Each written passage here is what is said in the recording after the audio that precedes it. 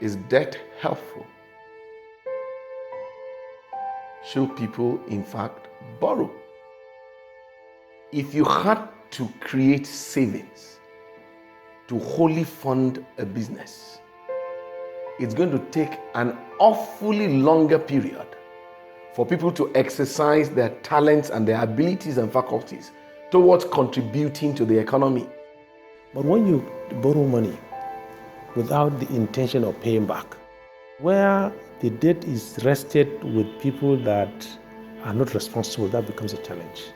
It becomes a challenge for the economy, it becomes a challenge even for the survival of the financial system.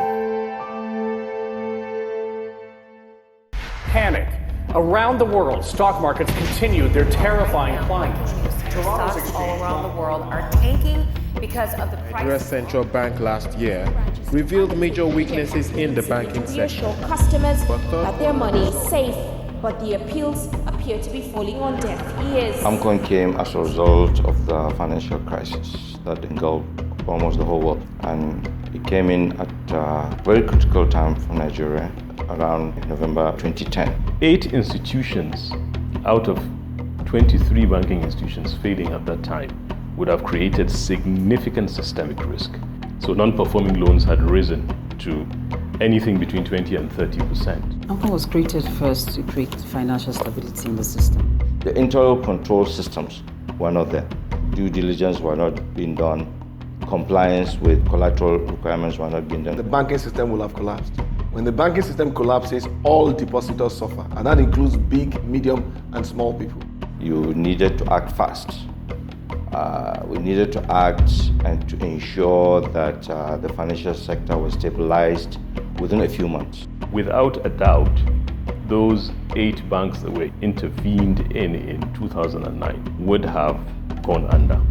Not only would it have gone down on the 8 institutions, but it would have affected even the healthy institutions that existed. It was able to provide liquidity, it was able to recapitalize some of those banks, and it was able to buy some of those non-performing loans because the loans were challenged. Some of them were already inside the mortuary. AMCON bought almost 13,000 loans at a cost of about 3.7 trillion. You have to keep in mind that AMCON doesn't get any subvention from government. So we borrowed money to buy this there. So we're also conscious that we have to also pay that down at some point. We are currently sitting on about 6 trillion. At last count, 100 people owe us 2.7 trillion. In the spirit of targets, people carry short-term funds to fund long-term business. I would call it financial rascality. As people are negotiating loans, they are saying what they can get for themselves.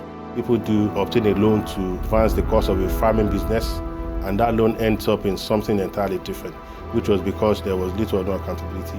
There's a mindset that when you take bank loans, it's free money.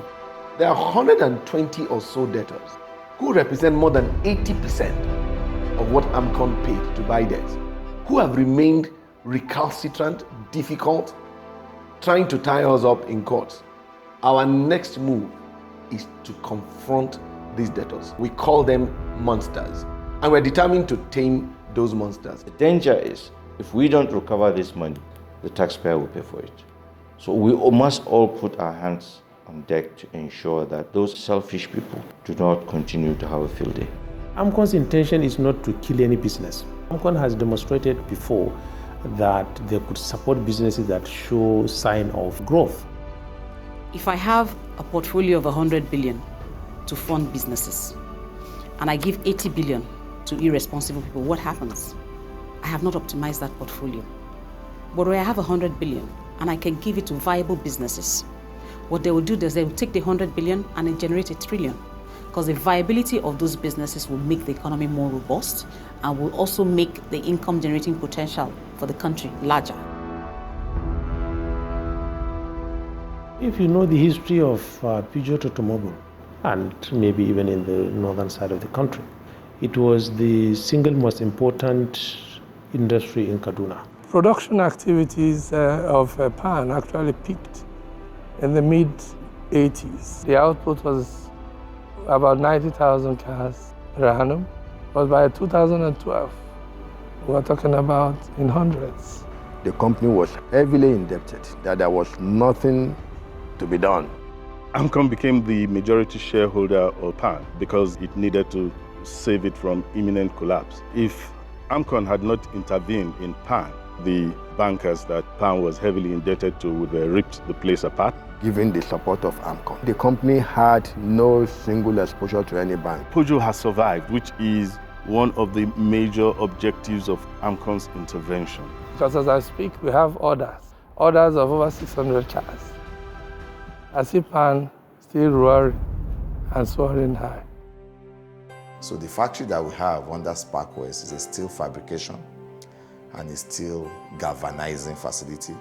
That happens to be the first galvanizing factory in Nigeria. The banking crisis started, our debts were sold to AMCON. So the vision we sold to AMCON is, this factory is built as an import substitute, that if you support us to activate the factory, though you already have a large size debt in your books against our name, but we still need your support to activate the factory. AMCON not only gave us funding, they also permitted the owners of the vision to manage the business with very limited interference from them. We were able to complete the factory. We were able to start production, and we were able to gain the confidence of the market. So today, when MTN buys towers, it comes predominantly from our factory. Airtel towers are from our factory. We ship goods to Ghana, we ship goods to Zambia, Cameroon, Gabon, Cote d'Ivoire, and Rwanda, from Nigeria to all those countries. We had a 2015-2016 year that our capacity utilization went up drastically.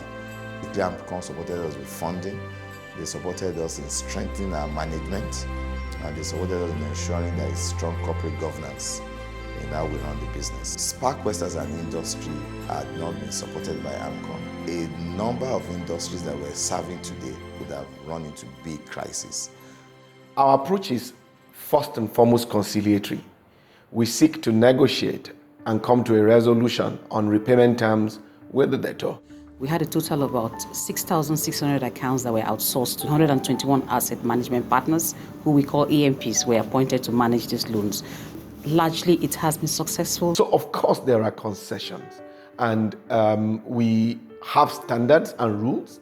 We have minimum benchmarks set by CBN, below which AMCON is not allowed to negotiate. It's only when the debtor refuses to agree to reasonable terms or persistently breaches on agreed terms that will consider alternative strong-arm tactics, which may include engagement of debt recovery agents or referring the matter to the judicial process. The so-called big men in Nigeria, they have businesses, they have cash flows, but they are telling you, I have this money, I can pay, but I will not pay you because I can go to a court and obtain some funny injunctions.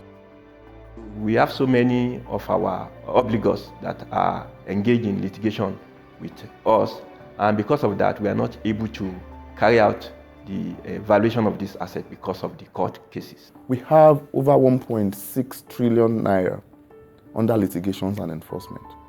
Now, you don't have control over the courts. The courts can decide to adjourn your case till next 2 years. How do you realize this money? And these are very clear cases. Some of these obligors that are owing us are still doing business, using other names to do business.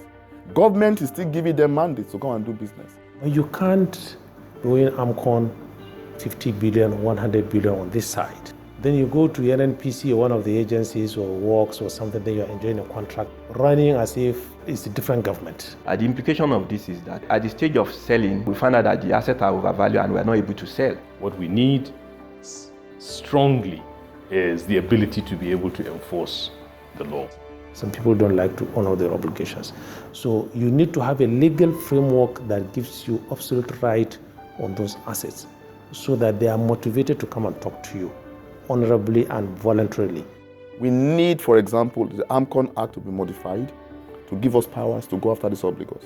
We've come with a notion, majority of us, that bank loan is part of national cake. Let people know, our children know that if you take a bank loan, you must pay. We shouldn't be creating strong men, but create strong institutions. If for example, your judicial system is cleaned up, if, for example, the ministries are cleaned up, you will see people bringing investments to Nigeria. So we need to ensure that our economy is managed in a way that interest rates are low and stable, exchange rates are stable and predictable. It's that kind of environment that makes the utilization of debt easier.